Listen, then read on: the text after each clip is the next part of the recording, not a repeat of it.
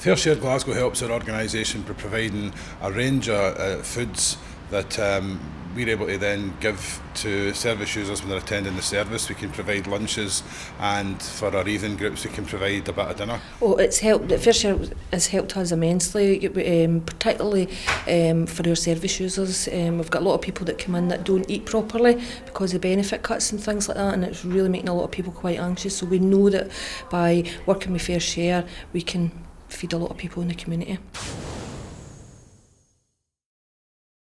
I'm Jim Burns. I'm the Deputy Director at Move On. I am the project lead in FareShare Glasgow.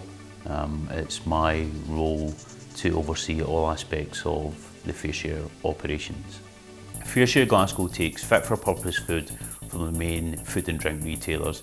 It redirects that food from going into landfill and preventing it from being wasted. I'm really passionate about the job. I have been since I started last January. I love the fact that we're saving food going for landfill. That alone, you see the food coming into the warehouse and you know if it didn't come to the warehouse it may go into landfill. That gets me quite excited. I love working with the volunteers, I love working with organisations, and I love being able to know that I'm actually making a difference to people's lives.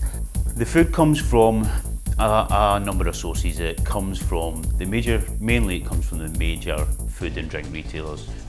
So it could be Sainsbury's, it could be Asda, Tesco's, and some local suppliers, small local providers.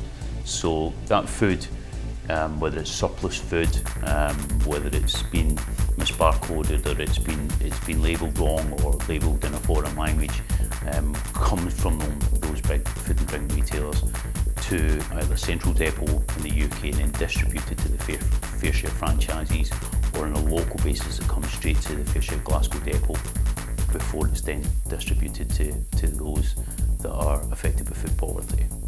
FareShare Glasgow deals directly with those organisations who are preparing food for people that are affected by food poverty. So it's charities, it could be rehabilitation centres, it could be pensioners club, it could be children's breakfast clubs.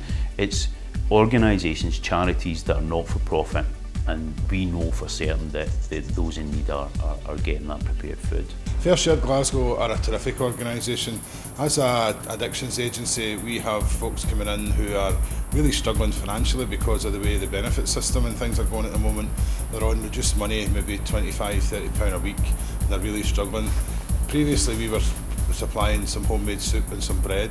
Now we've got a whole variety of food that we can offer. We can offer pasta, sauces, different soups, and tins of beans, spaghetti and stuff like that. My name's David. I'm a therapeutic worker for Phoenix Futures, and I work at the Scottish Residential Service based here in Paulsall Park in Glasgow.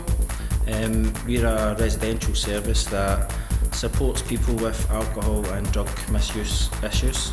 This is a recent joint partnership that we've got into with FareShare, and as you can see they've been a great support to us. But what's been a great help has been the kind of bread products that we've been getting every other day, the kind of pastas, the dry foods, and we've been able to store them, and it's meant that the menus have changed. It's the guys that all do the menus in here, the service users.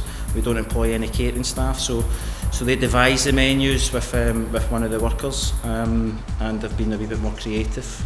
So I think they've appreciated it as well. So it's been great for us, absolutely.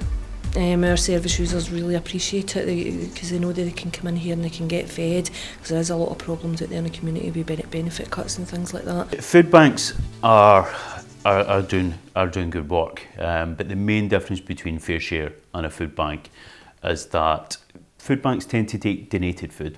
FareShare uses surplus food and takes surplus food that would normally go to waste.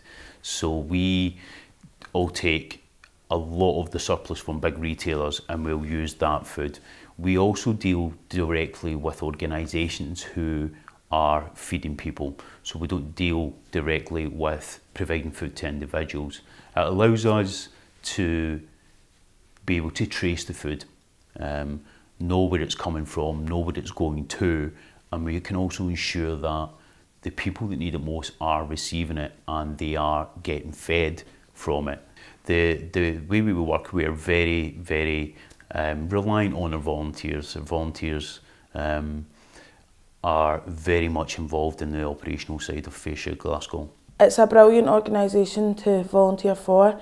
All the staff are dead friendly as well, so it makes you feel good about yourself, but then also what you're doing makes you feel good about yourself too. Seeing people's faces as well when you're delivering food and they're smiling and they're dead grateful and all that, it makes you feel as if you're making a difference in the world. We feel that food poverty is becoming more and more an issue. People are finding it harder and harder to feed themselves and feed their family.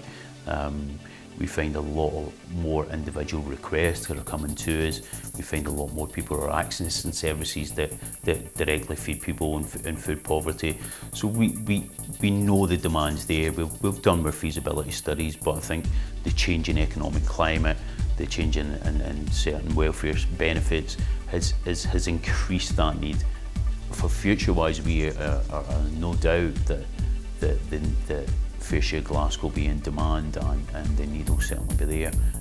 So we are looking to try and expand that as much as we can and trying to reach as many people in need as possible. I think the biggest achievement is actually getting our own warehouse now and seeing it filling up with food. Recently when we first moved in there was nothing really in it. I can only see it expanding and getting bigger so that we serve a better purpose of feeding people who's living in food poverty in Glasgow. If FareShare Glasgow didn't exist, we'd be back to the older days when we had all we could supply was homemade soup and sandwiches.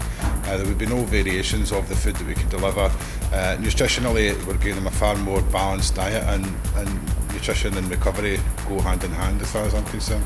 For us to be working in partnership with, which is great, it's a local service, it's been great for Glasgow, but it's really, really great for our service to take advantage of this, and that's really what we're doing, so we really appreciate it.